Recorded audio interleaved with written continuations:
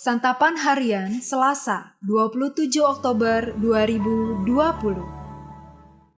Hari ini kita akan membaca Yesaya pasalnya yang ke-15 ayat yang pertama hingga pasal 16 ayatnya yang kelima. Namun kita akan membacanya pada pasal 16 ayatnya yang kedua hingga ayat yang kelima. Sebelumnya, mari kita berdoa. Ajarilah kami saat ini ya Allah akan kebenaran firman-Mu. Di dalam Kristus Yesus kami berdoa. Amin. Yesaya 16 ayat 2-5. Seperti burung yang lari terbang dan isi sarang yang diusir, demikianlah anak-anak perempuan Moab di tempat-tempat penyeberangan sungai Arnon. Berilah nasihat, pertahankanlah hak. Jadilah naungan yang teduh di waktu rembang tengah hari. Sembunyikanlah orang-orang yang terbuang. Janganlah hianati orang-orang pelarian. Biarkanlah orang-orang yang terbuang dari Moab menumpang padamu. Jadilah tempat persembunyian baginya terhadap si pembinasa.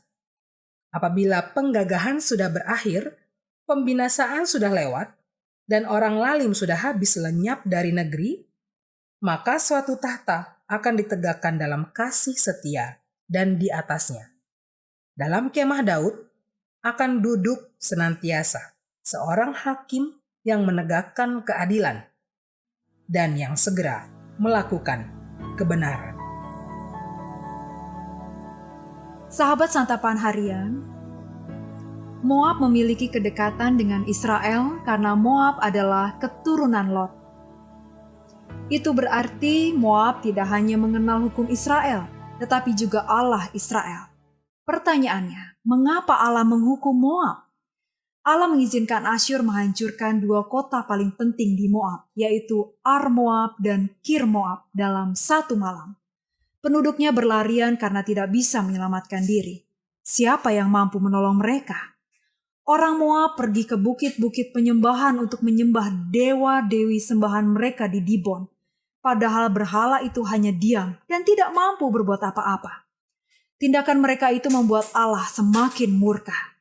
Jeritan dan perkabungan terdengar di seluruh kota. Tentara yang gagah sekalipun tidak mampu bertindak. Atas segala penderitaan yang terjadi, Yesaya menjerit karena tak sanggup menyaksikannya. Dalam situasi tanpa arah dan pegangan itu, penduduk mendapatkan tempat perlindungan. Allah bukan tidak pernah memberikan peringatan kepada Moab agar bertobat, menanggalkan kesombongannya, lalu berpaling kepada Allah dan menyembahnya. Ada keselamatan melalui tahta Daud. Rencana Allah untuk menyelamatkan Moab dari kebinasaan bukan tidak pernah disampaikan Nabi kepada mereka. Karena kesombongan, mereka tidak mau mendengar dan tunduk kepada perkataan Allah. Peristiwa kehancuran Moab membuktikan bahwa Allah tidak kompromi terhadap umat yang menyembah berhala.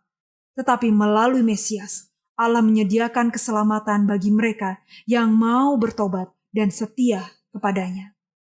Allah bisa saja melakukan hal yang sama kepada kita jika kita tidak mengikuti kehendak dan rencananya.